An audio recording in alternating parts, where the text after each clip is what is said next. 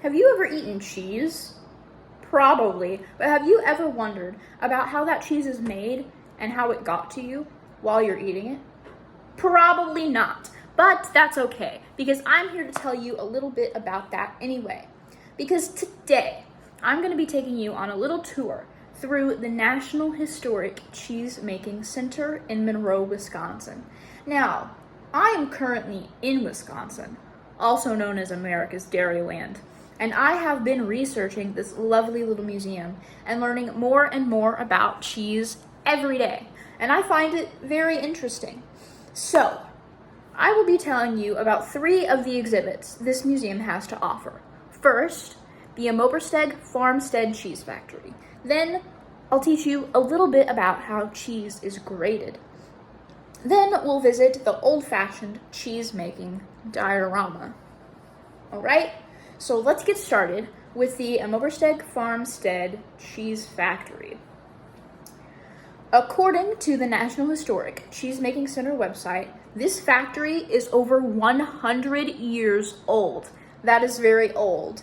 It started as a family operation in 1890, and here you can see some images from the factory from MidwestWanderer.com. The factory was started by Alfred and Anna Obersteg, who were Swedish immigrants, and in the original factory they made Swiss, Limburger, and brick cheeses.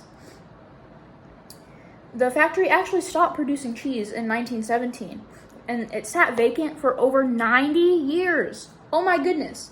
It was found with all of its equipment intact in 2009 and donated by Arnold Obersteg, Alfred and Anna's son. And the next year it was moved to the Cheesemaking Center, completely restored. They restored everything. And as you can see in these images from the Cheesemaking Center website, during special events, cheesemakers make cheese using original equipment from the factory, which is pretty cool if you ask me. That's pretty much the complete story of the Obersteg factory and how it came to be at the National Historic Cheesemaking Center. So let's move on to the second exhibit, which is equally as interesting as the first. The second exhibit, we're going to be talking about how cheese is graded. Here's an image from an exhibit that can be found on MidwestWanderer.com. Now, according to the Wisconsin Department of Agriculture, there are 7 grading categories for cheese in Wisconsin, and those are Wisconsin Certified Premium Grade AA cheese, which is the best you can possibly get in this state. Then there's Wisconsin Grade A, Wisconsin Grade B, Wisconsin Grade C, Wisconsin Grade D, and then there is undergrade and cheese that is simply not graded. There are several aspects taken into consideration when someone is grading cheese, such as the flavor, the body and texture, the color, and the finish and appearance of the cheese. Now, in the grading categories, Wisconsin Grade C and Wisconsin Grade D are specifically for Swiss cheese and cheese with holes, like in my hat here.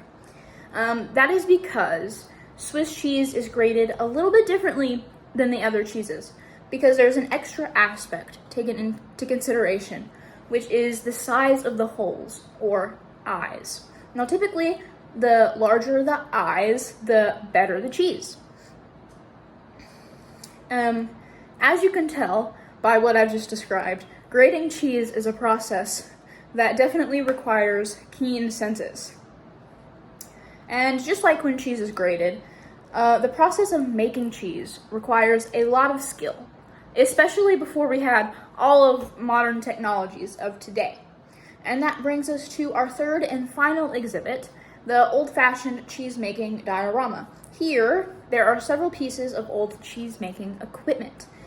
This image is also from MidwestWanderer.com, where you can see the director of the center demonstrating how cheese was stirred in an old copper kettle.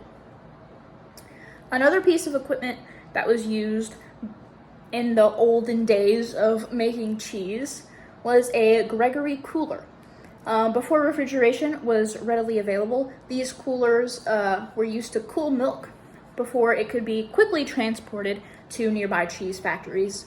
How it worked was they poured milk through the top of the cooler and then it traveled over radiator coils filled with water to very quickly cool the milk. And after it was cooled, the milk was collected in a lower tray of the cooler before it was poured into 10-gallon milk cans. That's a lot of gallons of milk right there. After that, it was picked up by horse-drawn milk wagons. They collected the milk from the farms and delivered it to the nearest cheese factory to them. These horse-drawn milk wagons could be seen everywhere at the time. They were all over the place because there had to be lots of them, so they could quickly transport the milk so it wouldn't spoil and be disgusting. Those are just some of the pieces of equipment that were used in the olden days of making cheese here in Wisconsin.